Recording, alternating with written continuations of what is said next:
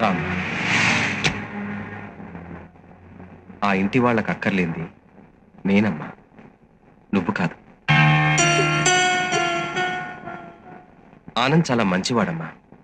అతని కంటే మంచివాణ్ణి నేను నీకు భర్తగా తేలేను. పెళ్లి చేసి అత్తవారింటికి పంపాననుకుంటాను. వెళ్ళమ్మా,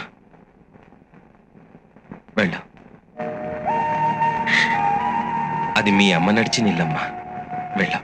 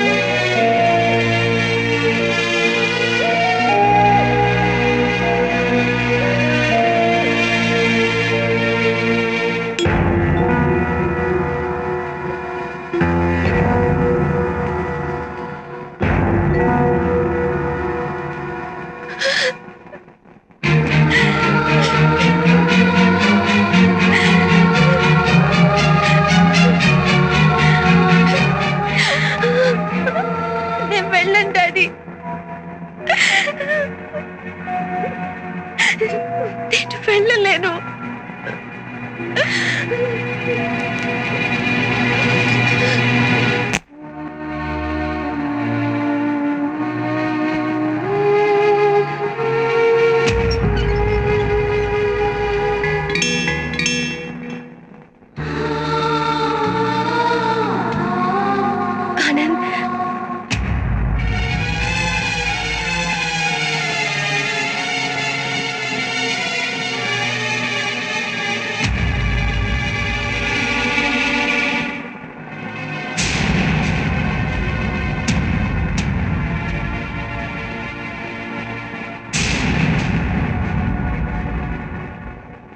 అత్తయ్య గారు,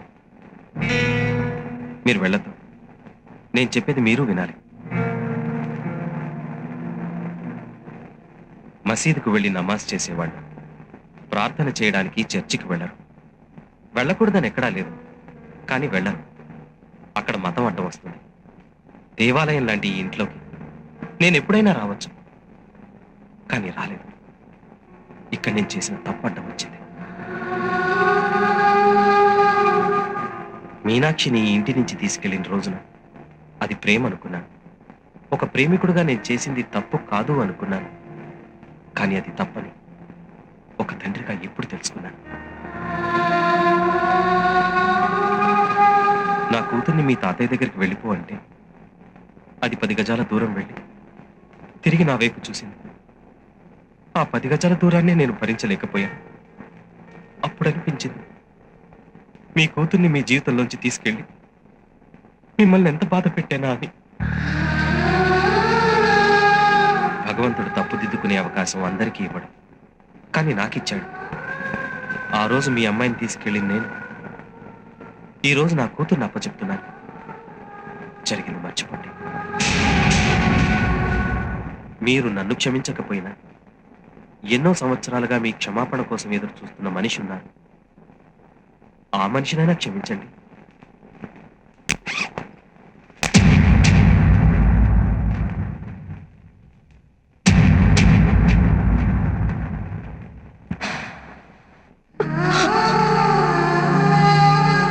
నాన్నా, నేను చనిపోతున్నాను తెలిసినా మీరు రాలేదంటే మిమ్మల్ని నేనెంత బాధ పెట్టానో నాకిప్పుడు అర్థం అవుతుంది.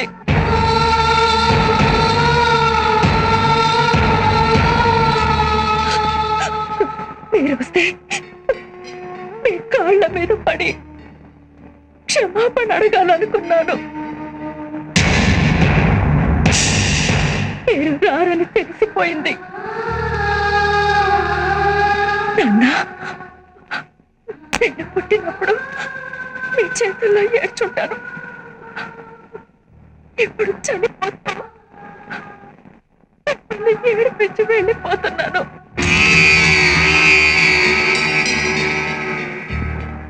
నాకింకో జన్మంటూ ఉంటే మీ కూతురుగానే పుడతాను.